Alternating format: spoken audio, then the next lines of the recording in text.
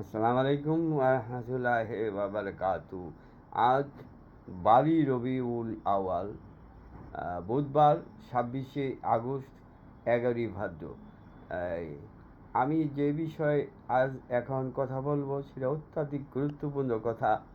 এই পৃথিবীতে যত মানুষ এই পৃথিবীতে আসছে, এই আদম আলাইহিস সালামের পিঠ থেকে, রুহুর জগৎ থেকে, প্রতিটা মানুষই মৃত্যুর পরেই কিয়ামত আরম্ভ হবে। কিন্তু কথা হলো, হয়তো আমরা অনেক কিছু জানি না। দেখা গেছে মৃত্যুর সামনে আসলে সে কীরকম তার চরিত্র, তার চাওয়া, তার আবেগ, তার অনুভূতি, এটা অনেকেই দেখে থাকি। আমিও দেখেছি আমার মায়ের মৃত্যুর সময়।